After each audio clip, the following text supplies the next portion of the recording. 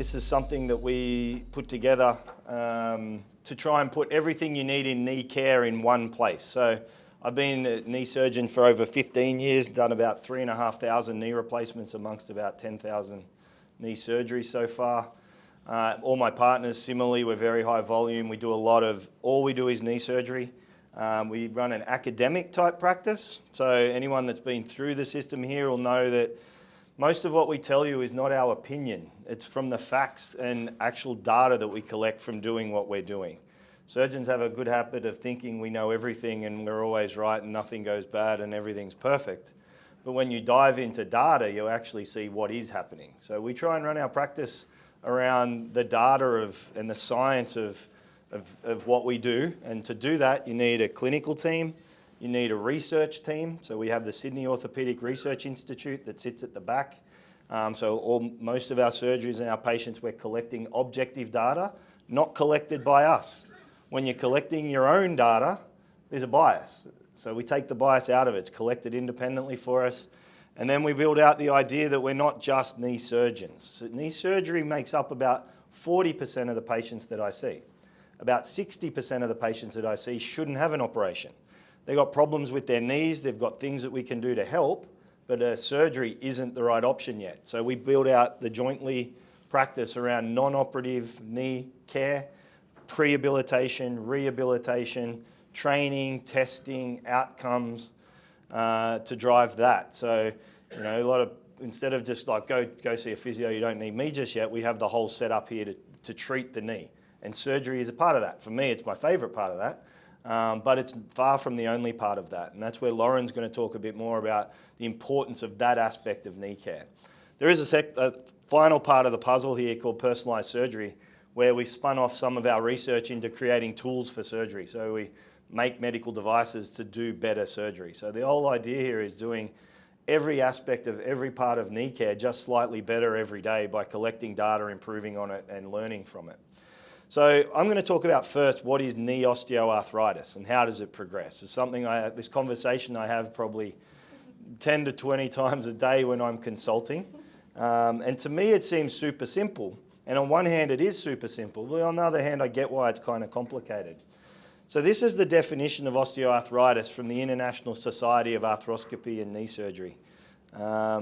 It's a slow progressive degeneration of articular cartilage of non-inflammatory origin, a spectrum of clinical entities ranging from focal chondral defects to established arthrosis resulting from biological and biomechanical hyaline cartilage failure. See, super simple. In simple terms, it's the wear and tear that accumulates over our lifetime as the knee wears out over time. Everything wears out, right? Everything in our world that you look around wears out. That brand new car, you do enough miles on it, it has enough of a lifetime, it's not brand new anymore. That brand new set of sneakers that you go walking in or jogging in, you do enough miles in them and they wear out and you have to get a new pair of sneakers. People wear out over time. No matter how well you take care of yourself, no matter how well we wish we didn't age, no matter how young we feel, our knees did not get the memo. Over time, they wear out. And to be really brutal about it, if we look at it from an evolutionary perspective, our genes are designed to be passed on until they can be passed on again. So we're maximally fertile for having kids in our late teens. Society's not set up that way anymore, but biologically we are. And then we need to raise them till they can do it. So we need to fight off the saber-toothed tigers and the bears and run around and fight for food and wrestle enemies and all those kind of things until those genes can be passed on when they're in their late teens. So that's 36, 37, 38. Biology thinks you've had your kid, you've passed on your kid, and your job is done in terms of its purpose. So the knee, we start to see wear and tear in most patients in the knee in the 30s. It's not presenting, it's not doing it, but if you start scanning knees, you start to see it. And that's the sad, brutal biology of what our knees got. We now live, fortunately, way into our 80s and 90s, Average life expectancy in 1850 England was 37. Here in Australia now, it's 85 for females and 83 to 84 for males. So we live in a heck of a lot longer, and we just outlive our knees. We outlive them, which is a great thing. That's a great problem. But during our lifetime, we go from that really healthy looking knee on the left all the way through to this worn out knee on the right. You go from the young through, you look after it, no matter how well you do it, it's still going to wear out. And you start to see the changes of osteoarthritis, the wear and tear. The cartilage on the surface of the joint starts to wear away. The meniscus, which is the cushion, starts to lose its squishiness. And the bone starts to grow bone spurs. It gets hard in patches, soft in patches. That's the osteoarthritic process. So we see it in x-rays, from a perfect x-ray there on the left where everything's smooth. These gaps between the bones, because that's where the cartilage on the ends of the bone sits. So we don't see it on an x-ray, you see a gap. All the way through to here where it's bone on bone and it's rough and these bone spurs, and that's a worn out osteoarthritic joint. We see it as we look at the patient when from the straight, smooth motion of walking through to the limp and the stiffness and the deformity that you see in the knees developing over time. And whilst the process is gradual, the symptoms aren't gradual. And people often get confused saying, you know, it came on suddenly. I must have done something. And it's not. It's just the way the body copes. The body's amazing at adapting. So you can lose 90% of your kidney function before your blood test changes at all. There's a huge amount of reserve built into the body. And the knees are the same. It's good, and then it's not good. And actually the first presentation of osteoarthritis is actually really disproportionately uncomfortable. And my analogy for that is like diving into a freezing cold swimming pool. When you first dive in, you're like, can hardly breathe, I'm going to die in here. But you stay in it and swim around, and after 5 or 10 minutes, you're playing Marco Polo and it's not bothering anymore. Kids won't get out of the swimming pool. So we adapt. We're very adaptive. The body's very adaptive, but things happen suddenly. You haven't suddenly done something. Occasionally, but mostly not. So yes, the cartilage wears out, the meniscus wears out, the bone wears out. There are other parts of it, the ligament, the capsule, the fluid, the muscle, the nerve function, the neuromuscular control. These are all the broader aspects that are important parts of osteoarthritis. So the cartilage is the key part of the knee. It sits on the surface of the bone. It's an amazing structure. It's 1,000 times slipperier than ice on ice. It's 2 millimeters thick when we're born, and it does not regrow. It has no regenerative capacity. The cartilage that you're born with is the cartilage that you die with. And there are not many mechanical tools you look around that last 80 years, 90 years. There's no cars, there's no planes, there's no drills, there's not much. So it's a really incredible material. And when it's healthy, it's super smooth, it's super slippery, and it's painless. We move and we don't think about it. Over time though, it wears out, and it goes from smooth to rough, from slippery to higher friction, and from painless to painful. And this is the primary problem of osteoarthritis, that cartilage wearing down. You get swelling in the joint because the body, again, is trying to adapt. The friction goes up, so the body reacts by lubrication. There's normally 1 mil of fluid in your whole knee. You can easily have 200 mils of fluid in a big swollen knee. Even 10 mils of fluid isn't very much, but it's 10 times more than the body's used to, and it feels awkward and feels bad. You know, I've seen lots of patients and they're trying to describe what they're feeling, and I never really understood until now. When I go mountain biking, I get a big swollen knee because I've got no cartilage on the back of my kneecap. So I turn 50 next year, and I've worn it down, and now I hate osteoarthritis even more. So it goes from that beautiful, smooth, slippery joint to this rough, eburnated, catching, grinding, uncomfortable joint. The meniscus is the sponge that sits between your bones. It acts as a cushion. It's like the sole of your running shoe. I can go run without running shoes on, but it's not comfortable. You stick on a pair of running shoes and you can bound around, and the squishiness protects you. And after a year or two of running, and then they're flat and not squishy anymore, you just change them out and get a new one. Well, that's a knee replacement. We'll come to that. But that's the role of the meniscus. And it wears out, it becomes hard, it becomes degenerative, it becomes unstable, it becomes painful. This is the bit every patient comes into me. They come in, they might be 90 years old. And I say, what's wrong? And they go, I've got a torn meniscus. Because on the MRI report, the report you get that says what's going on, it'll say degenerative this and full thickness cartilage that and this, all the things where I'm going, you've got advanced osteoarthritis. There'll be a bit in there that says and torn meniscus. There's something about either the word or the emphasis that's put on it by the GP or something. It's just the idea that it wasn't sore before and now it is, and something's torn, and it makes a lot of sense. But we'll talk about it a bit later on the treatment about why that's not the primary problem and it's not what we're dealing with. There are meniscus tears that we need to deal with separately, but not in this context. Finally, the bone changes. It's strong and straight and smooth. As it wears out, it gets surprisingly super hard in patches, really, really sclerotic and hard and grindy. You get deformity, you get spurs, etc. So why does it wear out? People say, but why? I was fine last year. I was fine the year before. My other knee's not hurting. I don't believe you. They often don't want to believe me. The tissues in my office are for middle-aged patients with osteoarthritis. They're not for the ones where I rarely diagnose a bone cancer or they have some bad injury. They're very stoic. You tell someone my age, tell me, that I'm wearing out, that's when they're like, oh my God, it can't be. Yeah, that's what the tissues are for. It's a combination of 4 things: genetics, time, trauma, and load. Genetics is the most important by far. We're all very different. We all have different cartilage with different durability. Same as some people have weak hearts, some people have weak pancreases, some people get brain diseases, some people wear out early. You know, I see my youngest knee replacement patient is 18 and with a horrifically worn out joint at that age. So genetics is the most important part. Time afflicts all of us at the same pace, but it affects us differently, and you get little bits of just accumulated wear and tear. Trauma, if you traumatize it, you crash your car and you panel beat it back into shape, it still goes, but it's not quite the same as it was before, and you keep crashing it, well, you keep wearing out, and it wears out a heck of a lot faster. My son wears out his shoes a lot faster than my daughter does. Same shoes, very different treatment and care. And then load, you know, physical jobs, hard work, it's hard on the joints. As we get older, a lot of patients start to put extra load on it through the richness of our lives, and that gets bad for managing osteoarthritis. So they're the 4 things, and they affect each knee separately and each person separately. They present with the symptoms that we all know of osteoarthritis: pain and swelling, glitching, catching, grinding, stiffness, deformity. Some in the morning, some in the evening, it's very personal experience, but the collection of symptoms is the same. So the treatment, before I hand over to Lauren for her first presentation, is either non-surgical. In very simple terms, you maximize the muscle support for the joint.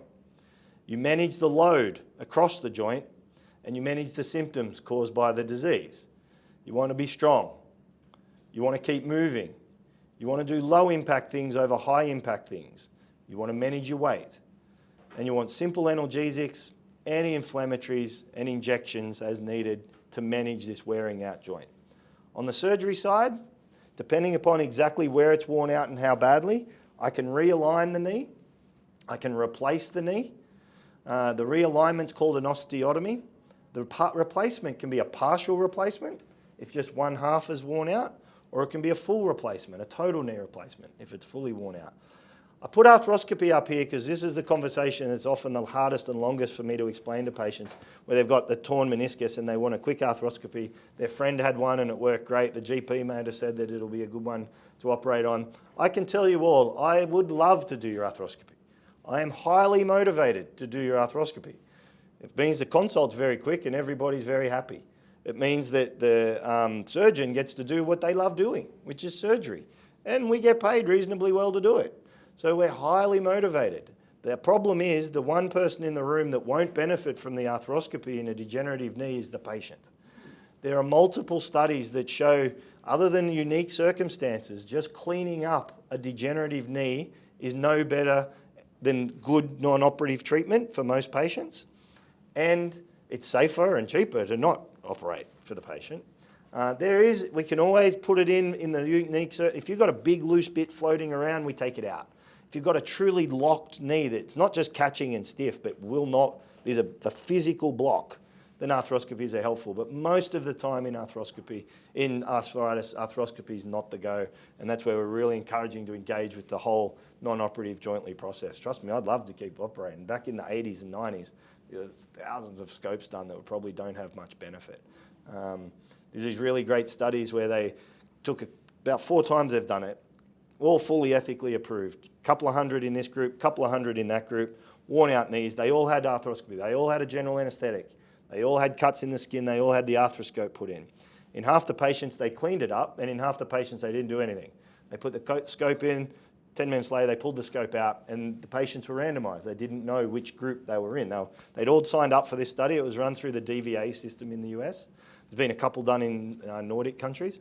And if you look at them as two groups, there was no difference between those two groups. Equal number of satisfaction at 6 and 12 months. So that's what really changed the practice of arthroscopy in osteoarthritis. So as I've said to some of you, surgeons love the sound of their own voice. I could talk and talk and talk, which we don't want. I'm going to hand over to Lauren at this point and come back in a moment to talk about what's involved in an actual knee replacement. So yes, we'll talk about non-surgical management options that you can do to help reduce your symptoms and to try and improve the long-term health of your knee joints. So first of all, are knee braces. So how many of you here have a knee brace? So a good fair few of you, lovely. So there are plentiful different knee supports out there. We have a few here at Jointly, and it depends what works best for you.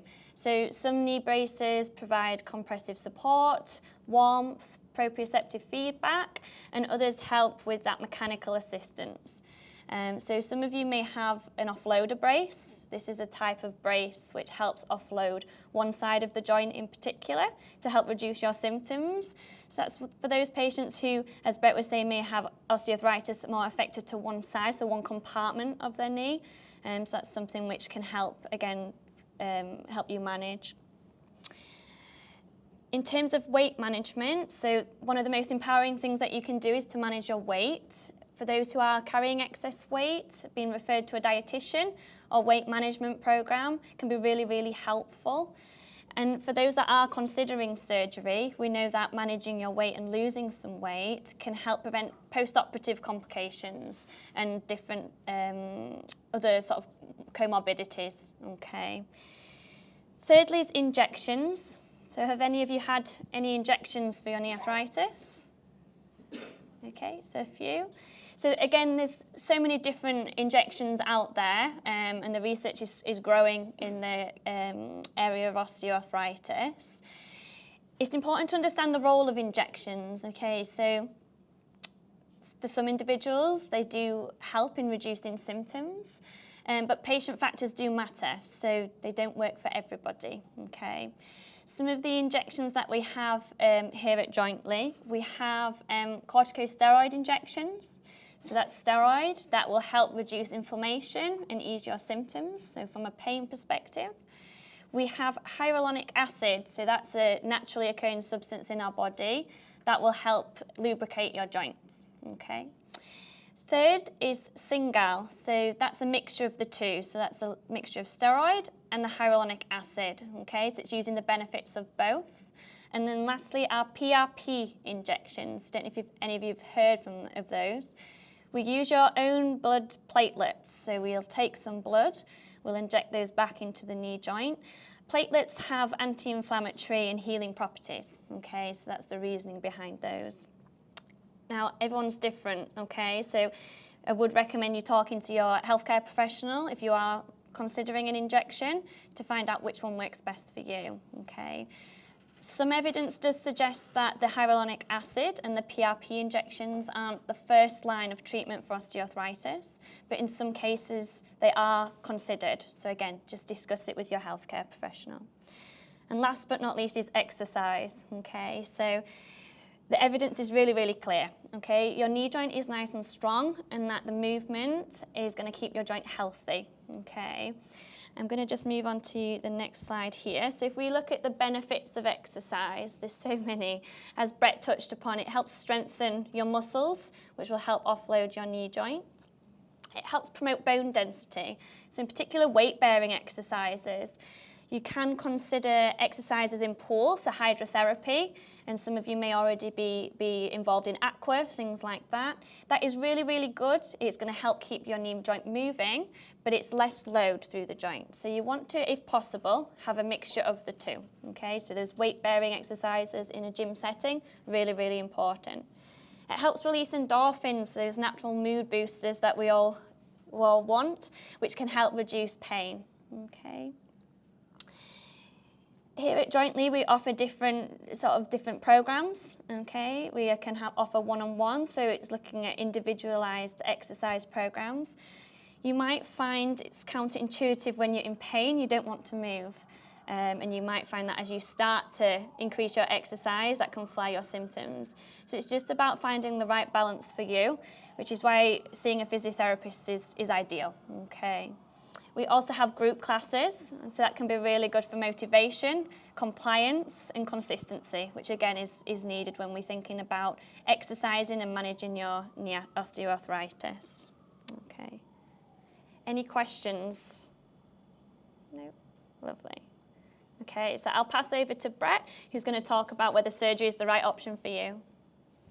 So maybe, stay up there, Lauren, maybe instead of diving into 2 more talks back to back, it's a lot of us talking. The next bit's a little bit more about the treatment and knee replacement. Has anyone got any questions about what we've just talked about? This is your chance to throw in. If there's not, fine, we can move on. Like I said, we can talk and talk and talk. But often it's better at this stage to start, going through a few things. Yeah, so with an MRI and X-ray showing really bad osteoarthritis, and the surgeon recommended looking at a knee replacement in the long term, I come here and my symptoms improve. Yep. So is that an absolute use by date of that knee? So am I looking for a knee replacement, even though the exercises help me improve? So because the knee is so severe, the osteoarthritis is so severe, do I still have to think about a knee replacement? And is it sooner than later? Yeah, sure. So you're going to think about it, but the knee replacement is the time. My next talk is when to have the knee replacement, but it's when you can't live with when you've got a bad knee that you can't live with anymore, that everything else isn't working. So if other things are working, don't have the knee replacement. In very simple terms, you can't overwear out your knee. It's not like you're ever going to come in and we go, you can't have a knee replacement now. It's not going to be as good because you waited too long. It's super rare. And those kind of patients are ones that I see that have been in wheelchairs for 10 years with knees stuck like this or legs like this. For 99% of people with osteoarthritis or more, if you can get good results with non-operative treatment, that's the right thing to do. It becomes a little more nuanced as you get, like if you're getting mid-80s, late 80s, still fit, we know you're going to get a knee replacement, then it's probably worth starting to reconsider that a little bit. But essentially, if your symptoms are controlled and you're happy with your knee function without surgery, don't have it. I think you made a good point as well, that if you have surgery planned, still start the physio. Yeah. So even if you you're going to be having that knee replacement, starting some pre-operative rehab, strengthening your muscles as much as you can, keeping that knee mobile, the research shows us that you're going to hopefully have a quicker recovery. Yeah, we're not worried. We'll get you eventually. Yeah. But, That's what I mean. Do we have to have it eventually? Yeah, we never have to. A knee replacement is purely an elective procedure. No one's died from knee osteoarthritis. You don't have to have it. I don't drag you to the operating theatre to have it. In the end, it's purely elective. I think people are often worried about that idea that it could get too late. That's rare. My oldest knee replacement patient was 96. So 18 to 96 is my range of knee replacements I've performed. We've published a big paper on a couple of hundred patients where we did bilateral, both knee replacements at the same time in the 80s. In patients, we've published a lot on bilateral knee replacements, but in a whole group in patients in their 80s where we can do them both together. So the technology of doing it and the recovery we'll touch on soon, but essentially, if your knees are responding well to Lauren and the team's treatment and your symptoms settle, hold off. We'll get you, but hold off. I think there's a question behind. Just with the exercise, so at what point, and I see Quinn here, but at what point do you say, okay, if that's hurting when I'm exercising, do I stop? Do I stop? Yeah, good question. So we know that given the arthritis in your knee, you're going to experience some discomfort, okay? But you're not damaging your knee because we know that movement's healthy, okay?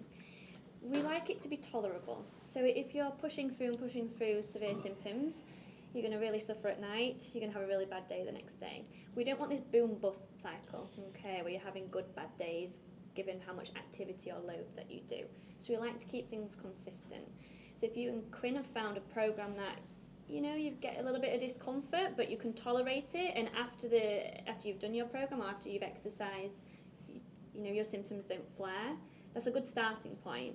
And then you can work with that. So as you get a little bit stronger, we can start to maybe, okay, can we load your knee a little bit more? But exercising without pain is unrealistic. We know that you're going to have some discomfort with that. So it's just finding what works best for you, which is why most people have individualised programs. We don't tend to treat anyone exactly the same. It's a great question because it's the hardest thing, and it's hard for the physio. It's hard for all of us trying to read the patient, trying to read pain. Pain is a very individualised thing. If I put a Band-Aid on all our arms in this room and I ripped them all off, you would get a variability response from hardly even blink through to and that's from the same trauma, the same way with the same intervention, but very different pain experience. If I then rip the Band-Aid off you just sitting here in this room as a surprise, versus if we were playing a game of pickleball or a game of touch footy and I ripped it off, just sitting here as a surprise, it would feel agonising. And whilst you're in the midst of something else, you might not even notice. So context is really important. Individual pain is one of the hardest things we've got to try and manage. In simple terms, my approach to what Lauren said is that it's going to hurt while you're doing it. Pain-free is unrealistic. If the next day you're sorer than you were before you started the session the day before, then we should be deloading. But if it's sore while you do it and the next few hours it's aching but settling, and the next day you're feeling good, then it's not too much. And it's also, there's a big difference between doing that one time and you say, like I'd say patients, it's good to ride a bike. Bike's good. It's low load, high calorie, etc. And they'll go, I rode it once and it really hurt. That's not enough. That's one time's not enough. Like my kids that don't like a particular food when they're little, once is not enough to know. You try it, if you go, listen, 9 out of 10 times I ride a bike, it makes my knee flare up and I don't like it, and I've done that for a month, then that's reasonable. Like, you're not going to suddenly injure a structure. You're not going to, doing an exercise program with the team, you're not suddenly going to do something where they damage you. It's just trying to get a bit of a read on how what exercises work for you. What's the reason that one knee will go out and the other is fine? Yep. Which is the case with me. Yeah, that's one of the real, we touched on it before, where that's when people try and, I've got you, doc, because I've the same genetics, same time, same life, different. The only analogy I've got for that is that my tyres don't wear out on the car at the same speed. They're on the same car, driven by me in the same way, but one will go bald in one pattern, one will go bald in a different pattern, and I need to rotate them and change them at a different speed. So it's just the vagaries, the chaos effect of tiny little differences but accumulating over time leads to two different knees in the one individual. And sometimes I'll come in and I'll go, my right knee's bothering me, my left one's not, and I look at the x-ray and the left one's super worn out and the right one's really not. So there's these variables. Biology is infinitely variable. I'm big on analogies. Another analogy is a bit like the weather. I can predict whether it's going to be warmer in January than it is in June, but sometimes you have a cold day in January and a hot day in June. Like the climate's kind of predictable, so the amount of wear and tear gives us a decent idea about what's going on, but the day-to-day, how is my knee feeling, is much more like the weather, which is a little less predictable. I've had my sore knee for say 3 years, but when I first damaged it, I got the swelling. But now I have a huge Baker's cyst of fluid. Yes, the Baker's cyst. And I had it drained once and it was back in a week. Yep. But I'm doing a lot of good things. Yep. So it doesn't worry me, but what does... Yeah, I see a lot of patients that come in with a Baker's cyst. So around your joint, you have a capsule. It's closed off and there's fluid inside. Normally there's 1 ml of fluid, as I touched on. When the knee's irritated, its first response is often to create fluid. It can be up to more than 100 mils of fluid. At the back of your knee, there's a potential space. It's usually closed down, like a deflated balloon. The Baker's cyst is just that space expanding when it fills up with fluid. It's not a growth, it's not a tumour, it's not a cancer, it's not a disease of its own. It's the normal lining of the joint expanding to accommodate the fluid. It's like a sump, it's like an overflow sump. So the reason why the fluid's there, if you suck the fluid out, yeah, you suck the fluid out, but the primary reason why it was there is still there, and the knee makes more fluid, so it fills back up. So often we'll get it sucked out and injected with Cingal or injected with cortisone or injected with something, and the rate of recurrence gets lower. Often patients, even though it comes back, it's not quite the same size, and some have like a tennis ball at the back of their knee, and that's relieving enough. Some just say that made no difference, and within 2 days it was back and doesn't work because the reasons we've described. Sometimes that cyst gets big enough that it actually ruptures, and it feels really painful for about a week. The leg's calf swells. The good news is that often is very relieving. It's not damaging. It doesn't come back, and it's actually quite a good thing. People are panicked, but you send again to Lauren and the team, rehab you through that bit, and it's good. And I think the fact that it's got a name that's easy to remember. It's like people walking in with their torn meniscus and their Baker's cyst. The fundamental problem is the osteoarthritis, but the symptom is the cyst, etc., etc. So, yeah, Baker's cyst lead to a lot of presentations. Three things. I'll try to be brief. Firstly, I have attended your longevity program for the knee, and it's very good, so I give you a plug. Oh, good. Second thing is, does your practice do robotic knee replacement? And then the third question is, how does a surgeon decide whether you use hyaluronic acid or the PRP on a patient's knee? Sure. Well, I'll touch on the robot. Maybe you can talk about the injection. So yeah, I do, actually everyone in this practice does robotic surgery, and I'll show you a few pictures and touch on that in detail in the next talk. And the robotics, the best way to think about the robots is that they're not doing the operation. To do your operation, we cut with a saw to fit an implant into your knee, and you want those cuts to be really precise. So this morning I drove here, and I've driven here probably 1,000 times, but I still had my GPS on, because it told me where the traffic was bad. It told me if I should go a slightly different way. It individualized my journey today based upon the data in real time. A robot does that for me. While I'm doing the case, it's got trackers that can watch where I'm cutting, makes it very precise. We create 3D models and things that make everyone in this room has a different knee, so it allows me to do it much more precisely than we could do it before. Less blood loss, safer, less soft tissue trauma, all these things. So there's about 4 major robots in use. I've helped design 3 of those. I've been on the design teams for them. I started using robotics back in 2011. So I've done thousands now, a couple of thousand with a couple of different robots. For me, in Australia at the moment, it's about 35% of knee replacements are done with a robotic tool. Worldwide, it's less than 5%. So Australia is very forward in the tech, and for very good reasons. So yeah. As for the injection? Yeah, I'll talk about that. So as physiotherapists, we aren't the ones who inject. That'll be Michael, one of our nurse practitioners. So what tends to happen is you'll have a consultation with him. He'll look at your imaging. He'll discuss your current symptoms, and he'll do his own assessment there and there when he's with you on the bed. And depending on that will then depend on which injection is right for you. 2 of the injections, the corticosteroid and the Cingal, they have steroid based. So if your knee is currently in a flare-up and you're looking for that quick pain relief, those 2 may be better options to look at there and then. The hyaluronic acid and the PRP, they take a little bit longer to kick in. So if your pain's well controlled and you're just looking for something to just try and help with that lubrication of your joint, and you can go have a few months before that kicks in, then they may be more appropriate for you, okay? There's also a limit with some of the injections. So for the steroid ones, they don't obviously want to inject too many a year. They usually say about 2 to 3. With the PRP, to the best of my knowledge, you can have those quite regularly. Yeah, PRP is purely your own tissue. So you take blood, your blood has red cells in it, it has white cells in it, it has platelets in it, and it's in a superfluid.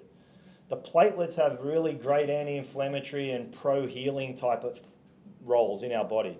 So with the PRP, you take some blood from a vein, you spin it in a centrifuge, so by weight they separate out, and then you can just grab the platelets and concentrate them and inject them back in. So you're only getting your own tissue. So you can have that as many times as you like. I know a guy that's had over 100 PRP injections. Is it working? Huh? Yeah, well, that's a very good question. But I mean, he's taken over 10,000 cholesterol tablets every day to manage his cholesterol. Every day he takes his cholesterol tablets. Every day he takes his blood pressure tablets. No one's ever cured high blood pressure or cholesterol or all these things that we take regularly to control our health. PRP is a good way to do that. So I get that question a lot as well. I got patients that want to have a knee replacement. I say, listen, I'd hold off. I'd take some blood, I'd take some pain relief, I'd have it in. They go, but that's just temporary. That doesn't cure the problem. Nothing does. A lump of metal and plastic doesn't either. It's just the best way to manage the symptoms. So that's a better way of reframing that kind of thought. How long does the effect of the PRP last? On average, it varies. Some patients get no response through to response for over 12 months. We recently looked at the data and through here, and about 80% of people get an effect that they're happy with for 8 months or more. Thank you. Question, I had the single back in May, only lasted 2 weeks. Yep. What are my options with the PRP? Would the odds be better if I had that? Would it work? Would it not work? I don't know. Yeah, so it's Different? it's completely different mechanism of action. Yeah. So definitely worth trying. Is there a time span in between where I... Yeah, you probably, like, how long ago did you have your May. injection? No, you'd be fine to have it now. Yeah, again, because it's a purely your own product. Like the cortisone's a super powerful anti-inflammatory but short acting. The hyaluronic acid, if you get a good response, tends to drag it out a little bit longer. The PRP acts in a completely different way. In general, mild to moderate disease, we tend to use more PRP. The severer disease, we use more Singal and whatever. But Michael individualizes it. Your chance of a response between one and the other don't have a great correlation. So I can't give you a percentage that you respond. But these things are a little bit about trying to find just the best way to manage your angry knee. And again, all my analogies and stuff, if you've got someone unhappy with something, there might be 5 different ways to help them feel less unhappy. The knee's a bit the same thing, and just trying to come at it from different angles to get the right response. What's the response rate for just corticosteroid and local anesthetic? Yeah, in very short term, it's very high because it's a great analgesic and anti-inflammatory. But the response rate where it lasts longer than about 2 weeks is much lower. So there's a couple of randomized controlled trials where they had patients with OA, they injected them with saline, so nothing, placebo, cortisone, Singal, PRP, and you see Singal and PRP have a much higher and more sustained response than the cortisone. All of them were better than the placebo, but nothing's perfect. There's nothing cures it for good. And how many times can you have it with the corticosteroid? 2 to 3 times a year max. A year? Yeah. So you can have actually You can, more than 3. over a few years. If you Okay. have one injection a year and it helps you and you're great, and the next year you have it and it's great, you keep doing that till it's not great. I'd just like to tell people in the room that I've been having PRP for 7 years now, and was recommended by David Parker all those years ago. Yep. I think the longest it's lasted has been 15 months, and probably on average it's about 8 or 9 months. And basically I do Pilates and I walk, and we have no car, and my knee is still okay. Excellent. That's fantastic. That's exactly what we hope happens. It happens in different people. And one day when you get a knee replacement, it's no longer a failure of the treatment. It's just an appropriate part of the treatment. So maybe we'll die. Oh, yep. Just quickly, you didn't mention acupuncture in your options. Any comments? Oh, tough one. I'd say in terms of the research, it's not evidence-based. However, for certain individuals, it does work. So again, if it's something you're looking to explore, worth trialling. It's not something that we offer, just given the evidence. Yeah, so the way I look at it is there's a whole world of... acupuncture's a little bit in the middle, but in general, there's a whole world of treatments that you find that you hear from your friends or the Facebook or the internet or whatever that's good for arthritis, right? My grandfather used to wear a copper bracelet because that cured his arthritis. And he loved it. And so if it's we're always trying to tease out the placebo effect, which is the idea that if you have something done to you, you feel better just having it done. So we want to make sure that the things that we're using have evidence beyond placebo. So that's the treatments we offer here. Acupuncture has some interesting evidence around different things. In osteoarthritis, the evidence is pretty weak that it's better than a placebo, but that's not a problem. I'm perfectly good with placebos as long as they are cheap and they are safe. Go for it. If wearing your favourite pair of underpants makes your knee feel better each day, that's perfect, and it's cheaper and easier than all the other interventions. My grandfather's copper bracelet was the only treatment he ever had, and he was perfectly happy, and it's cheap and it's safe. A $12,000 stem cell injection, where there's no evidence beyond placebo, is not cheap and not safe, and I will argue till the day I see better evidence that you shouldn't do that. Acupuncture is safe, it's relatively cheap, and if it gives you relief, go for it. Absolutely no problems. So placebos are good as long as they're cheap and safe. 99% of the health food vitamin store is a placebo. My mum's got a big shelf full of all of them. And she feels way better when she's taking them. And there's no problem with that. Cheap and safe placebos are good. But acupuncture, there is evidence for acupuncture in lots of things. We don't know how it works, which always makes scientists a little nervous. But that's okay. It's cheap, safe, and if you get relief from it, no problem. I wear one of these braces. Should I preempt this knee at all and have one for that as well? Sorry, I can't quite. He's got just a soft tissue brace. One. This is only very recent. Okay, yeah. Are you symptomatic in your other knee? Sorry? Are you symptomatic with your other knee? Not much. Like you said, if there's a placebo effect, then great. I'd say that the braces are just one area of just helping with symptoms, okay? They provide that compressive support, the warmth, they can provide some feedback to your knee. I think if you're managing without, I'd question, do you need one? But as Brett was saying, there's always that placebo effect. Sometimes it feels good to have one on, so... Yeah, I agree with Lauren totally in that if it's not bothering you much, there's no benefit to putting it on. The braces and stuff, and a lot of the stuff we're talking about, don't drastically change the natural history. So what the natural history is what's going to happen over time. Some things that we treat, so if you rupture your ACL and I go and rebuild it for you, the natural history of your knee is new. It's different to if we leave you untreated. You know, if you have cancer and you treat it versus not treat it, the natural history is different. With the symptomatic treatments for osteoarthritis, they're treating the symptoms that you have at the moment. They're not changing the natural history, the speed at which it wears out or your likelihood of further damage. Things like weight loss, muscle strength, that kind of stuff do change the natural history. The braces and the analgesics and things like that, they don't change the natural history. They just make you coping with the symptoms that you have now. So in the absence of symptoms that require the brace, there's no benefit in putting it on, in my opinion.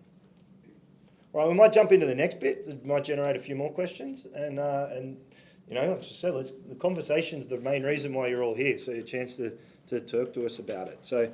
So when is surgery the right option and what's a knee replacement?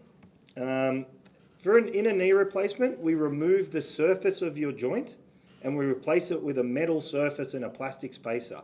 It's a cap, it's a resurfacing. We don't chop out the whole knee. A lot of people think that's what we're going to do, remove everything. We're not. The implant is about 8 to 10 millimeters thick of metal. So just a surface, fits on. Same on the other side, and this acts like your meniscus, the spacer in between. And we need to cut the bone to fit it on there precisely, and that's where the precision of surgery comes into play. So you take this worn out knee like this, and you resurface it. Still got most of the ligaments, still got most of the bone. You've removed about 10 mil there and about 10 mil there and put a cap on it. You keep your patella, your kneecap stays, but you just remove the surface, just like you've removed the surface. So your average kneecap's about 25 mil wide. We take about 10 mil off. So we make a cut. It's not dead down the middle. We often move it off to the side now. We then cut a bit deeper to go through the capsule around it.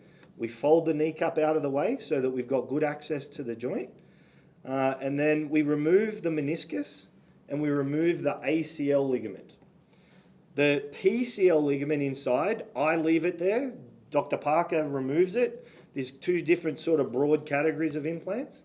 The ligaments, your medial collateral ligament, your lateral collateral ligament, the patellar tendon, all the rest stays. We work within that because that's the part that gives you your what we call knee balance, the way your knee feels. So we want to touch that as least as possible and just replace that.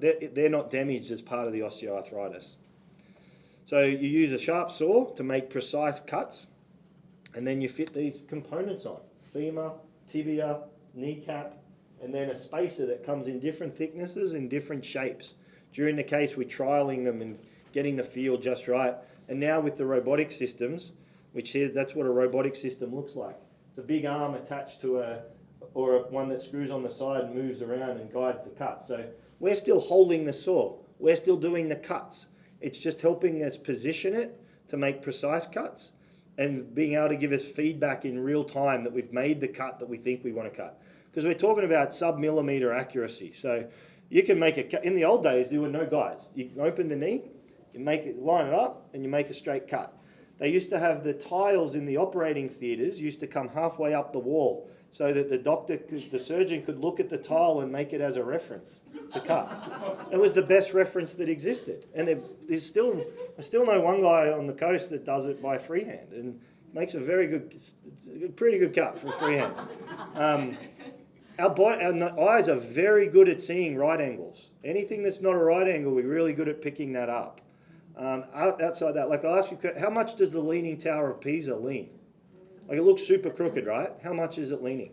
30 degrees. 5.7. It's only 5.7 degrees off straight, but it looks to us super crooked because our eyes are really good at it. So we've gone from these freehand cuts now to these robotic tools that are very precise. I personally wouldn't have my knee replaced without a robotic tool. These arguments about how much it's actually changed the outcome, but for me, you want to get every step right. You want to prepare properly. You want to do excellent surgery as best as it can be done.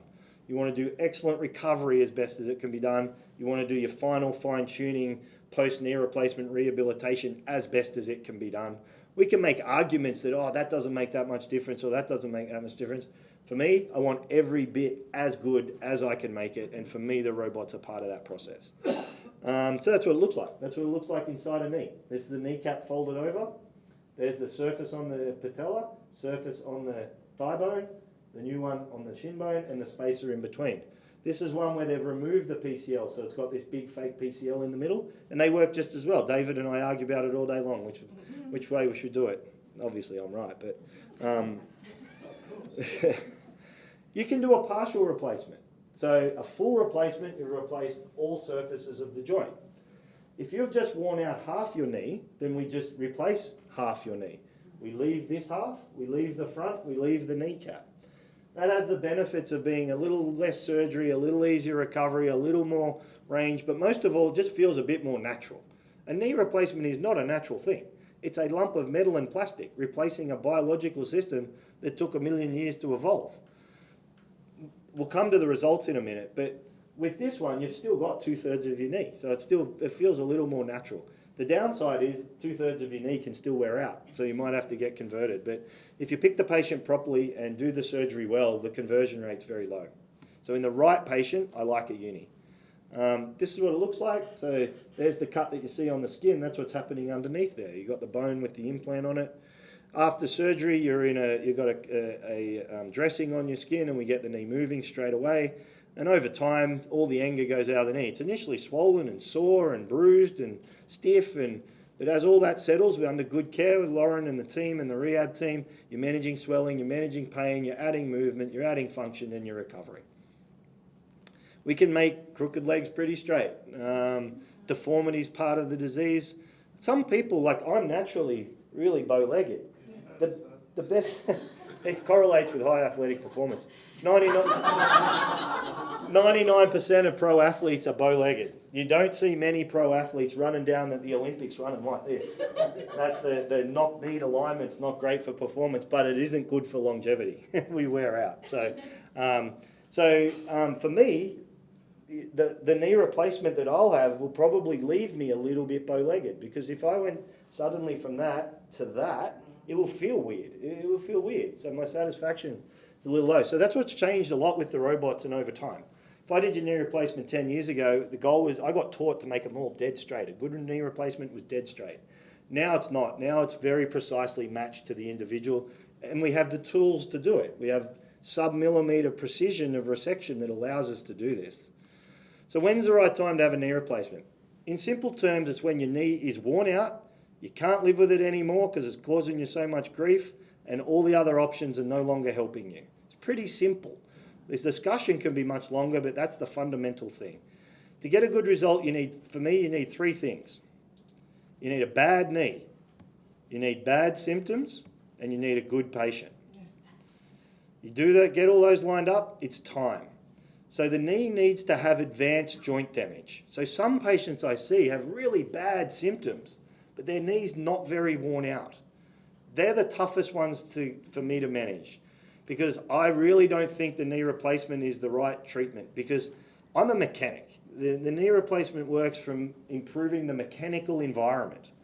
If you've got lots of pain but not a bad mechanical environment, the pain's being driven by something else. I may not know what that is, but I do know it's not the mechanical environment, so putting you through a knee replacement isn't the solution. So they're long and painful discussions for everybody because it's frustrating for the patient. They've often tried lots of things and they're like, I just want it replaced. But if it's a knee replacement's a one-way door. Once you have it, you can't unhave it. So for me, you've got to have advanced knee arthritis for me to do your knee replacement. This is what, we've talked about how it progresses from little bit of wear to worse and worse and worse and worse. If you line it up, these are the grades of knee arthritis. These ones, as it gets, the results of knee replacements in these patients get better the worse the knee is. So the upside down bit about it is, the older you are when you have it, up to a point, and the worse your knee is, the better. These ones, I would not do a knee replacement. No matter how bad the pain is, my knee replacement will not help you in that context. This one, I look at an MRI scan, I look at other things, and maybe, but I don't want to. These ones, knee replacement results are good. They're pretty severe OA, and the results are pretty reliable. So you want a bad knee, you want bad symptoms. You want symptoms which match it. People talk about burning in their whole leg and tingling in their foot, and knee replacement is not going to help that. You come in and say, I've got a really sore knee, and the more I do on it, the more it hurts, and it's grinding and catching. You're going to do really well with a knee replacement. And they need to be severe. This is a little bit age dependent. So if you're I have a 40-year-olds coming. I grew up on a farm down in Temora, a lot of farming patients. They all come, I think I've operated on half the town. And they come up and their work and they'll say, listen, when I've done a 10-hour day, my knee really hurts and now I want it replaced. That's not the time. One, they're quite young, so I'm trying to hold off. And two, we can manage load and manage things way better. A knee replacement isn't so you can get back to doing your triathlon and get back to doing that stuff. It's so that you can improve your general quality of life. If you're 83 and your knee's bone on bone and the symptoms are enough that you're taking a lot of regular stuff and we know you're going to get a knee replacement, that's when age starts to become, well, probably now is good because your recovery is going to be a bit easier. But it's at the very spectrums where this becomes relevant. And you want it to be, it's not just the knee that's a bit of a bother. Often these patients are saying, yeah, I'm not taking any pain relief. I don't want to. I don't like taking tablets. Have you done any of the non-operative stuff? No, that's just a temporary thing. I don't want to do it. I just want my knee replaced. That's not the time. The last thing you want is a good patient. And very, very rarely is this an issue. We can manage most health problems. I work, we get sent a lot of complicated patients. I work at Prince Alfred as well as my private practice in the Mater. So we're dealing with some super sick people, and you can manage nearly all of it. I can't think of a patient where I've said you've got too many risk factors to have, like heart's bad, lungs, like people have had one lung removed and really complex stuff. We can manage it. The risks are different, and it has to be an informed decision. But most of the time, for 95% of people, there's a higher and lower risk, but we manage that. The optimise for outcome bit's important. That's the prehab. That's getting prepared. That's working with Lauren and the team to get ready. Ready physically, one thing. Ready mentally is just as important.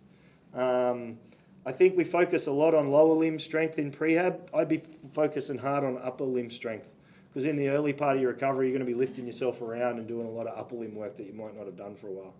You want reasonable expectations about the process you're about to go through and the outcomes that we think are reasonable, and I'll come to those.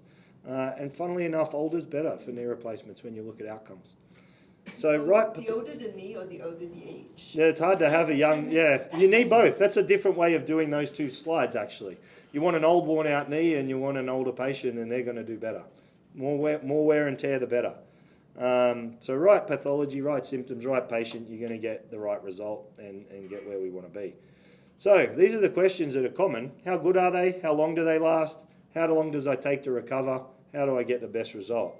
So these are the things, again, from Isakos that say what you should be able to do and shouldn't be able to do with a knee replacement. Essentially, I've got patients that are doing all of these things. This is a guy that I did his knee replacement 2 years earlier. I went to school with him. He's young when he had it, so he's 48. He played footy in the NRL, wore out his knees, but this was us in Japan snowboarding on his knee replacements 2 years later. There's very little things that I say you can't do. The question is how natural will it feel? How can you how do you cope with having a knee that feels a little different? Most people get back to hiking and walking. Day-to-day stuff should be a given. Walking and hiking should be fine. Skiing obviously should be fine. Can we go back to the previous list? Yeah, of course. All the things. Thank you. Mostly, I have people that come in and go, I want to run. And I say, when did you last run? And they go, 10 years ago. You're not running, right? It's about going back to the things that you're doing now, short of contact sports and running marathons and things. You should be able to do everything in your life. And we're running a study now on post-knee replacement return to sport. Because there's actually, a lot of this is more opinion than it is data. And as I mentioned earlier, we like to try and turn it into data rather than opinion. So don't take this as a fixed list. Got plenty of patients playing singles tennis on their thing. You're probably not winning the club championship anymore, but you run around the court playing pretty decent tennis. I play against plenty of people that wipe me off the court on their knee replacements. More reflection of my tennis perhaps, but they're doing it well. But all these contacty, high load, high pivot sports, hardly any, like this is the conversation I'm having with a 40-year-old that wants to have a perfectly normal knee again, rather than the majority of patients. So how good is it? Well, you can answer that question in a few ways. Are you better than you were before the replacement? Well over 98, 99% of people answer yes to this. Are you completely satisfied with the replacement? Worldwide, the average answer to that is 80%. 80% are satisfied or very satisfied. That's not a great number. I don't like that number. The way we approach it, putting it all together, recently audited my results, and 94% of my patients are very happy, satisfied with their replacement. I want to get the other 6%, but 94%'s a lot better than the average. Do you have a knee that feels completely normal, as if it hasn't been replaced? About 50% will say that. So to look at that a different way, out of every 100 patients that I do, 50% of them, it's a little 50, isn't it? 50% will say that it's perfect. It's a normal knee, have absolutely no complaints, and they love it. The 44% will say that they love it, it's exceeded their expectations, they'd have it again, they'd recommend it to a friend. But if you dive deep, they tell you it's not a normal knee. It clicks a little bit, it swells a little bit, feels a bit tight, it just feels a bit foreign or a bit unnatural. Doesn't bother me in any shape or form, I'm super happy, but if you want to ask me about it, yeah, it's a lump of metal and plastic inside my knee. 6% of my patients will say I'm better than I was before my surgery, but I'm disappointed. It's more stiff, more painful than I thought. It's stiffer than I thought. It feels less natural than I thought. I don't like it. I'm not satisfied with it.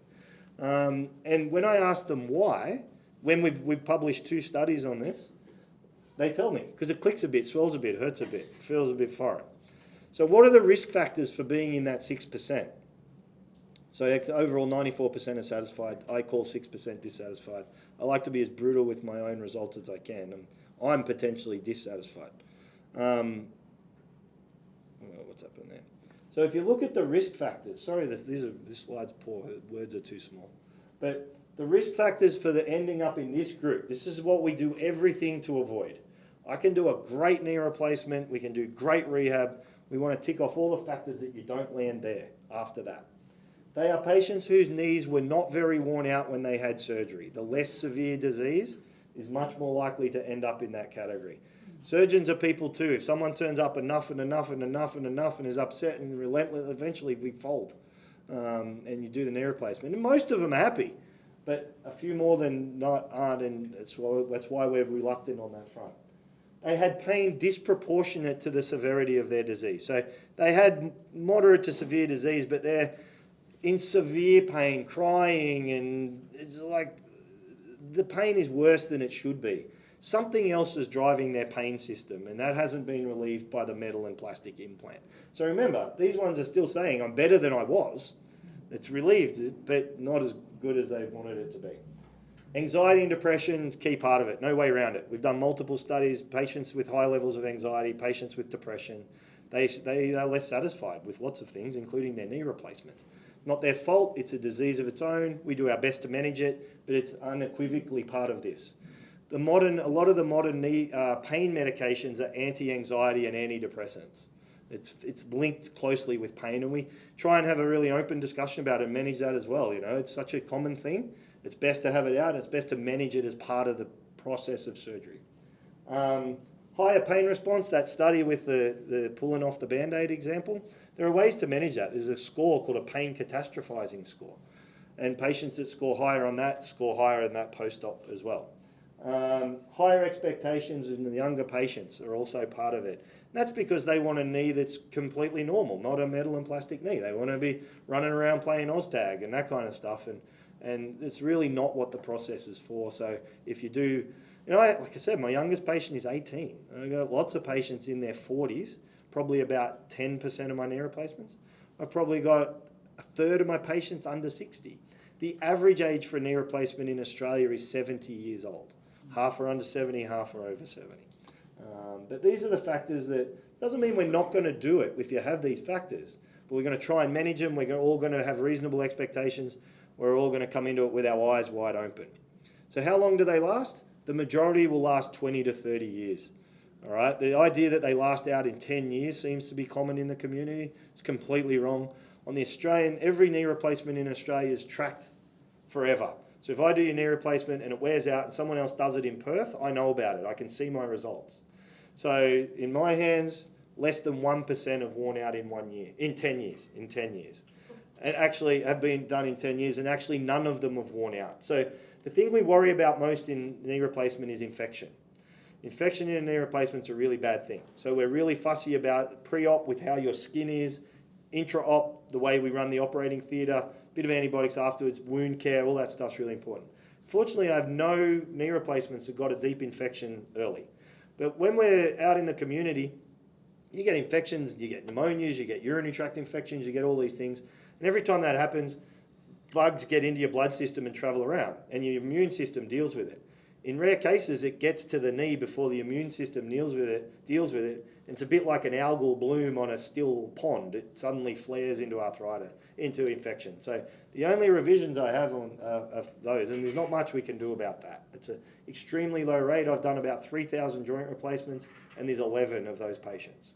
And then in that case, you wash it out, clean it out, fix it up, and away you go. So, but they last a long time. I tell patients now that'll last 20 or 30 years, bring it back when you're worn out. Average age is 70, we're not going to see that many. But you never know, things are changing. How long does it take to recover? It's a gradual process. Okay? It's how long's a piece of string. You walk on day one. We want you up and walking immediately. You're independently walking around the ward with either a frame or some walking sticks within 2 to 3 days, ideally. Most people leave hospital within 3 to 6 days. Most of my patients are ready to go back to driving by about 4 weeks. They're going back to work somewhere around 4 to 8 weeks, depending upon what their work is.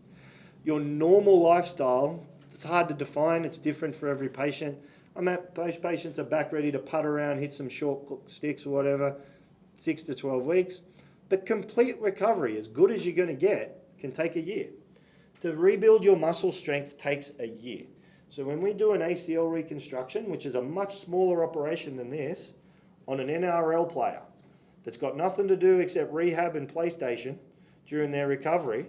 Twice a day they're rehabbing. It takes them 9 to 12 months to build their quad muscle back to normal. That's in a 20-year-old pro athlete. 70-year-old average knee replacement is slightly different to a 20-year-old pro athlete doing slightly different rehab as well. So it's unrealistic to think that you're going to be bounding down the stairs in 3 months. They come and go, I still struggle a bit going downstairs because you've got 9 more months of muscle strength to build. So that's just, you know, when I say how long to recover, really 4 to 6 weeks you're pretty good.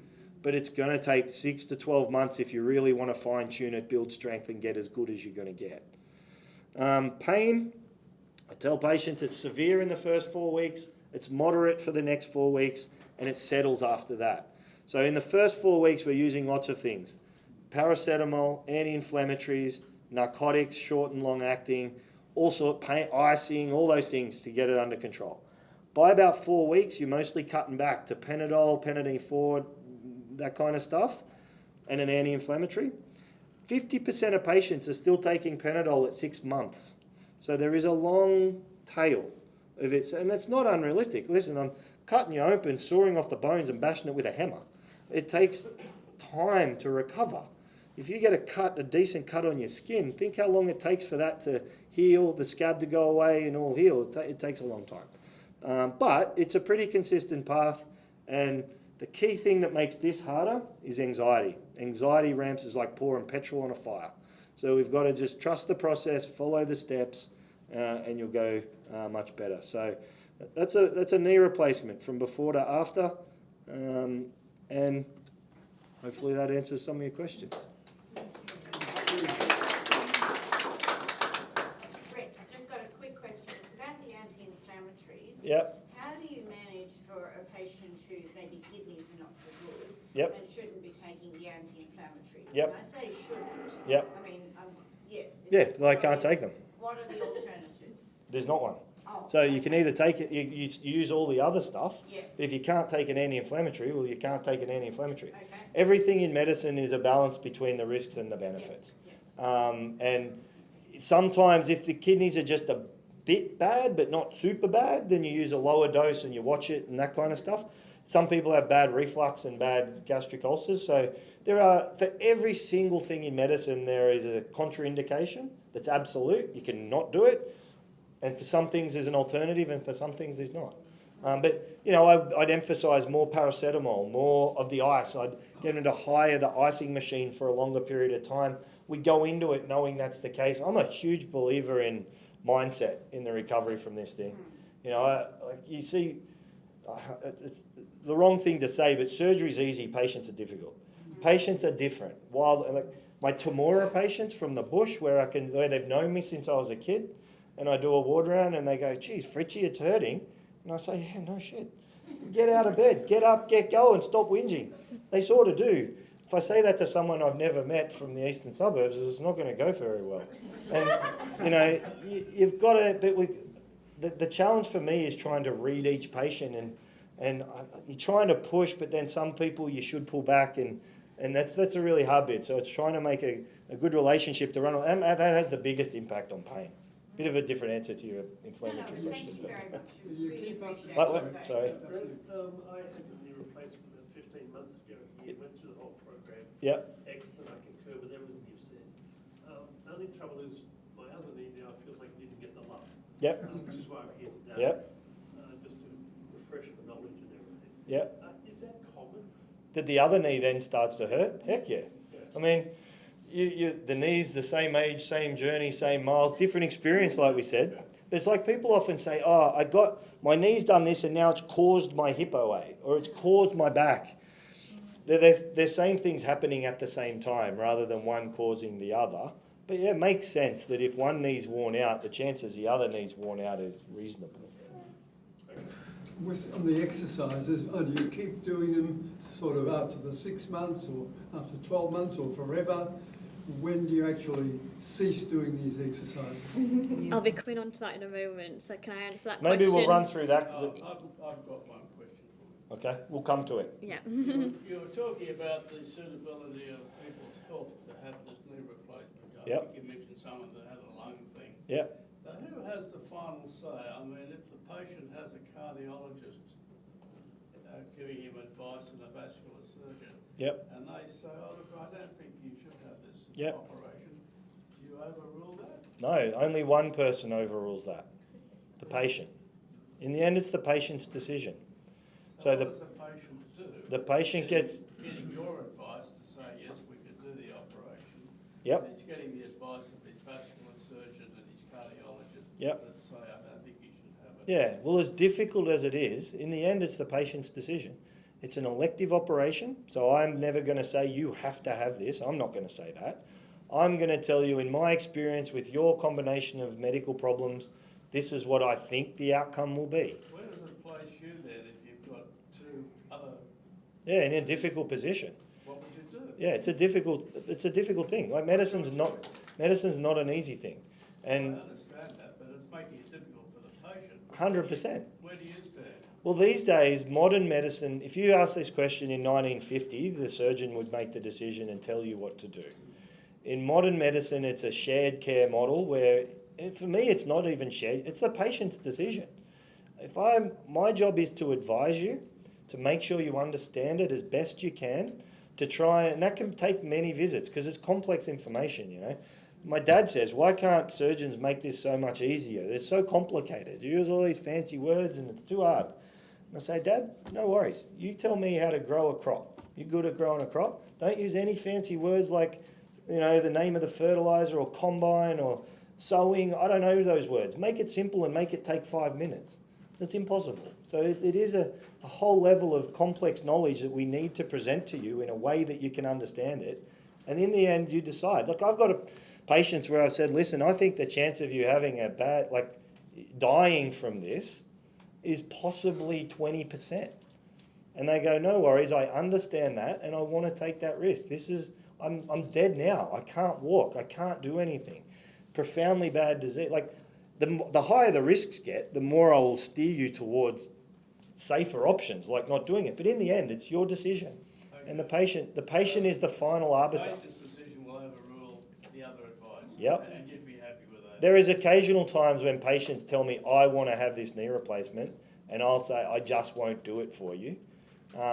Because I don't think they're going to get better. I think it's more the ones with moderate disease that I don't think I can help them. But in the end, the patient is the arbiter on medicine, on their own body. It's your body. The patient takes the risk. Yep.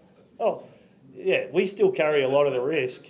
It's a simple answer. Yeah. Just one quick question. How long should we give exercise a try, given that the surgeons say you're a good candidate for a total knee replacement? But how long could we persevere with exercise before we say we'll go ahead? Yeah, good question. So it depends. It depends on your symptoms, if you're in a current flare-up, so where you are at that stage. But what I would say is it takes at least a month to build strength. So we need that consistency. So as Brett was saying, if you get on the bike and you say it hurts, you don't want to do it anymore, that's not long enough, okay? So we tend to give at least 3 months of good, consistent physiotherapy, exercise, finding a program that's right for you. Okay. And if you get some relief from that, why not keep going? Okay. You know, there's always that option to have it. There's no rush. We don't want you to rush into these decisions. It's a very big surgery. I agree, 3 months minimum. You're not going to, and people often tell me, I say, you need to do physio, go over to Lauren and the team, and they go, I've done physio. And when you dive into it, what they've done is gone in and they've had a bit of massage, they've had a bit of TENS machine. A physio is like a coach. A coach needs to take time to develop your game. My daughter, not a bad tennis player. To get better, it takes time with the coach, building strength and proprioception and things. And even it's a good analogy in that one coach's way of getting through didn't work as well as the next coach's way. So you change it up and try it a little bit. With something that's not life-threatening like knee arthritis, then you have the time to try it. But I would say minimum of 3 months. Correct. I had double knee done 12 months ago, and I'm still on Panadol Osteo, but I'm noticing, having mowed the lawn and things like that with movement lateral as well, that I'm getting pain at night, particularly in the right leg. Yep. And it's disturbing my sleep. Yeah, sleep's the last thing that feels comfortable. The analogy I've got for that is if I was whispering to you right now in a loud room, you don't really notice it. Doesn't bother you at all. If I stood next to your bed and whispered to you all night, it'll drive you insane. And at night, your body's got no other inputs. It's dark, it's quiet, there's nothing happening. And you're lying there and the only input coming might be still a little, it's only minor in the grand scheme of things. You're out mowing the lawn and doing things, but it's enough that it bothers your sleep. It will settle, it takes time, but that's the last thing that feels comfortable, sleeping. So when do you decide to do a bilateral? Yeah, so for me, if it's somebody who will need them both done within a year, so they say they're both pretty bad. I reckon I'll do that one, then I'll do that one. They're both bad, and they're healthy enough to have it. And that's a pretty broad bar now. So with the new technology, the new ways we do it, about half my patients now are bilateral. But what you shouldn't do is where they go, well, I have that one done. This one's not bothering me, but I might need it in the future. Do that one. That's not a good idea. Each knee should warrant the knee replacement on its own merits, and then it's worth doing them both, and I do it a lot. Yeah. Just ask, what about osteopenia and osteoporosis? Yeah, so in general, it's not a big deal. There are the softer the bones get, the more we worry about. There's risks in knee replacements like fracture and stuff while you're banging these things in, and there is a big difference between the stiffness of metal and the stiffness of soft bones. So there's potential for fracture there. But in general, there's very few patients where we wouldn't do it because of the osteoporosis. I had some where I could push my thumb through the bone, like doing the case. It's soft, and they've been fine. So we're very careful. It's more stressful, but in general, your average osteoporosis, not a big issue. And the other thing about risks and medical things is the way I look at it is if it's a risk I can alter, then I should alter it before I do it. So I had a patient come down from Coffs Harbour on Wednesday, all the way down from Coffs Harbour. He's got this big scratch on his leg. So that makes me worry about infection. So I postponed the surgery, and very frustrating for the patient, very frustrating for everyone involved. But in the end, that's a risk for infection that I can change in 4 weeks. It'll heal and then I'll do it. That's a very modifiable risk, so worth doing. Things like osteoporosis where it takes years and years to change it, or medical conditions that we simply aren't going to be able to make any better, well then you just take on the risk. So in general though, it's not a big deal. Let's let Lauren give her talk and then we'll finish with the last set of questions. Thank you. So Brett's touched on this briefly. I'm going to go into a little bit of more detail about what happens next. So you've had the surgery, you didn't get this far, what happens? You will come out of theatre, you'll wake up with a big bulky bandage on your knee, okay? And a physio like me will come and see you. That's the last person you want to see, okay? As Brett said, you're allowed to bear your full weight through your knee if you can, but it's going to be sore. So that's why they'll give you a pair of crutches. They'll practice walking on the wards with you. For those who have stairs at home, they'll have a look at you go up and down the stairs, and they'll try and get the knee moving. So we don't want your knee to stiffen up. There's going to be a lot of swelling there. Okay, so we want to be trying to get your knee nice and straight and start getting a little bit of a bend in your knee, okay? So that's the first things first. Those physios may come and see you twice a day. They may see you on the day of your surgery, depending on what time that you go down for it, okay? Most people stay in hospital for 3 to 5 days, okay? But if you're recovering quicker, then they'll send you home. For those who are struggling, there are options for inpatient rehab. This is something that you'll discuss with the ward team as you're in hospital.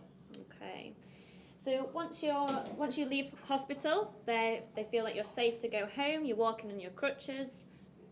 You'll have outpatient physios. That's when you may come and see us here at Jointly. Okay, we tend to see you twice a week for the first month. Okay, and I know that sounds a lot, but you'll need us. Okay, here's where we'll try and improve your walking pattern. Wean you down from 2 crutches to 1 to maybe a stick to unaided, depending on what your goals are. Again, we'll try and improve your knee movements, okay? So the priority is that we can get a nice straight knee. A lot of people struggle with this after surgery. It's swollen, they have really tight hamstrings. They may not have been able to straighten their knee before surgery, okay? So it makes it a lot harder afterwards, okay? The bending will come. So a lot of people worry about the bend. We're not too worried initially. That's something that will come and we can work with you to improve that, okay? We also start working on your strength. So a lot of strength in your quadricep muscle is needed. This muscle tends to turn off when you have surgery, okay? You'll feel like you've got a dead weight. We need to start waking that muscle back up, okay? So we'll start progressing your program, getting you up and down the stairs, getting you on the bikes, doing some exercises, okay? Once you get to a point where we can use the machines, we'll start loading you a little bit more, okay? Each individual will have a different program, okay? As Brett mentioned, usually most patients are off their crutches by 4 to 6 weeks, okay, depending on where you started, and most people return to driving with 4 to 6 weeks. If you have a sedentary job, again, you're usually back at work by your 6-week mark. If you're in heavy labouring, it might take a little bit longer, okay. Full recovery can take up to a year, okay, so we've got different packages here at Jointly, and it all depends on which suits you the most. Most people will probably see them for at least 6 to 12 weeks, if not longer. But there is that expectation that you continue your exercises. So coming back to your question, you'll need to rehab that knee for at least 6 months, but it could be up to a year. Why stop? Exercises are good for you, okay? Keep them going, keep them healthy. Do them on your good leg or, your other leg. As we talked about, things to try and help improve the long-term conditions of your joints. If your other knee's not too bad, do them on both. See if we can prevent you from going in that direction with your other knee, okay? So at least 6 months, but if you're healthy and you're happy to continue exercising, why stop? Forever. Okay. This slide is just some tips for best outcomes. So I'd probably say there's 5 main ones. Be prepared, okay? So after you have your surgery, you'll be on some strong medications, you'll be tired, you'll be fatigued, you might not even know what day it is, okay? So be prepared. Pre-book your physiotherapy sessions for afterwards, okay? Pre-book your physio lab. So Brett touched upon this, that's the ice therapy, okay? So you can pre-book that prior to your surgery. They will deliver that to you in hospital, so you can start using it straight away. And you may want to hire that for 2 to 4 weeks, okay? So be prepared, okay? Talk to friends and family. You're going to need some support after your surgery. You'll be on crutches. Who's going to do the cooking, the shopping, take you to your appointments? So just make sure you've had a think about that before going into your surgery. The second thing really is just stick to the basics. So keep eating, drinking, stay hydrated, okay? Have nutritious meals, okay? It's probably the last thing that you want to do, but your body needs energy. You've been through a really big surgery, so keep up with the basics, okay? Stay connected with your multidisciplinary team. So, we don't want you to go through this alone. If you have questions, reach out. As I said, we tend to see you twice a week, okay? We'll try and support you through it as much as we can. But keep in touch with us. We don't want you struggling at home alone, okay? And just make sure you have your wound review booked. So as Brett was mentioning, we want to make sure that we can prevent any post-operative complications. So having that wound review in your calendar, we know that that's when we can have that checked. We also want to make sure that you start your physio early. Complications such as clotting, things like that, we don't want you stuck at home with no one monitoring for those, okay? So things like that, just to keep an eye on, okay? Good. Does anyone have any questions on the recovery side? Or anyone that's been through it want to share any of their experiences? And also, we'll be recording all of this. We'll send you the slides, so you'll have a copy of what we've discussed today. But if you want, we can go through a few more questions, and then you can also send us through questions afterwards. We luckily have access to people quite often here. So if you want to go through just a couple more, and then we'll finish up very soon. Yeah. I'd like to know what you think of barometric pressure. Barometric pressure? Yes. As in? If I mention to somebody, I know a storm is coming, Yeah. my knees are hurting. Yeah. The swelling is obviously coming up on the knee. And I don't know, I've always known that's what's going to happen. And then as the storm goes through, my knee gets better. So what I would say to that is that it's a commonly reported thing. People talk about it all the time, and even post-op they talk about a weather ache, same sort of thing. Yeah. What I would say is if you can truly predict the weather, it's a very valuable skill.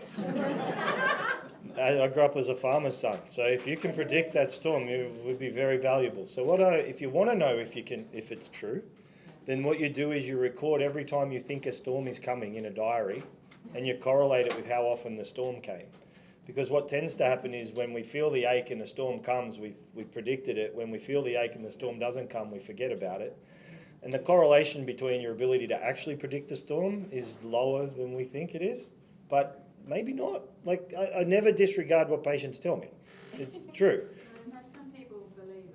Oh, lots of people believe it, but lots of people believe lots of things, Now, this is the scientist in me. If I could truly predict the weather, it's highly valuable info. So if I thought I could do it, I'd say weather coming, storm coming, storm coming, storm coming, no storm coming, no storm. And then I'd look and see if I'm any better than 50-50 at predicting storms. I just think the osteo tells me. Well, if it does, like I said, call the farmers and tell them when it's going to rain. It's a very common thing, and it's so commonly reported that it's silly to dismiss it. And this barometric pressure is one of the theories about what people feel in it, and it may well be true. But when they've looked at it in that blinded scientific way, it's hard to see a correlation. But yeah, it's commonly reported. Are you aware of any new research coming for operations in total knee replacement that might improve the outcome further? Totally. I mean, we're always refining the process. We're already at 95.4% a good outcome. So, and even the 6% that aren't good are pretty good. But is it going to be better in 10 years' time? Probably. In terms of recovery, in terms of how long it takes we're looking at gels that you inject into the knee that slowly release pain relievers and antibiotics. The physio lab that we use, the ice compression machine that Lauren touched on, I think that's a game changer for recovery. There's going to be constant evolution in that space. Is there something on the horizon that drastically changes things? Not much. No. It's always going to be, for a long time yet, a fairly big cut with saws and bones and hammers, and that generates a certain amount. I'll tell you what the biggest change is that there are many parts of the world, if you want a rapid recovery, you can have a rapid recovery. Most parts of the world don't use rehab hospitals at all. Zero. The average length of stay in America for a knee replacement is 72 hours. The average length of stay in Sydney is about 5 days, with a good proportion of private patients still going to a rehab facility. Something like, 30-40% of American patients go home on the same day, right? So if you want to know what's possible in recovery, this is not the future. This is happening nearly everywhere except Sydney. What happens in Sydney is I tell my patients, I want you to get up, get out of there and go home. I don't want to go home. My friend told me to go to rehab and I have to be there for 2 weeks. Nope. And their families go, well, I don't want them back for 2 weeks. And so we run a much slower recovery process than the rest of the world. So if you want to know the revolution, it's already happened. It's just there's an inertia of recovery.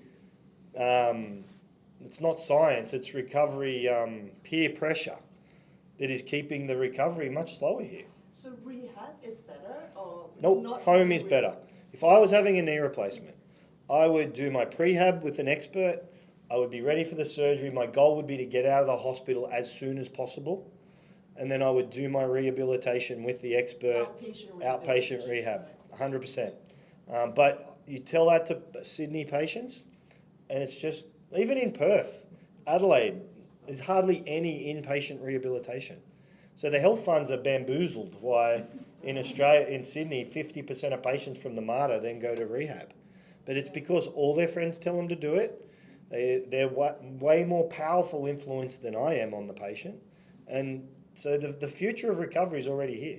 But isn't physiotherapy immediately afterwards with the rehab team better than you go home and not knowing what to do? You do know what to do. You get properly educated. You take on the responsibility a little bit yourself.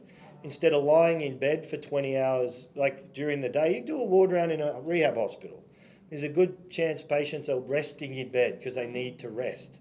It's a little bit like you get in the airplane now and they close the windows straight away, even if it's a middle of the day flight, because it makes everyone a little easier to manage. If you're at home, you go, gee, I need to go to the toilet. Who's going to take me? I better get up and walk there. And I go to the toilet. And you go, now I need to cook my dinner. I don't really feel like it. I'm a bit beaten up, and you feel bad, right? But if I want to eat, I'm going to get up and I'm going to go there, and then I'm going to walk over here. I've got to get something down there. It's the best rehab available.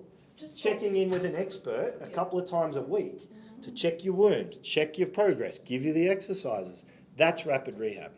People say that the pain was prohibitive immediately after surgery, so I thought that maybe staying in the hospital where you're looked after by a physiotherapist. And physios have never prescribed a painkiller, not once. Sometimes it causes more pain. So we give you you have the same pain relief at home as you do in a hospital.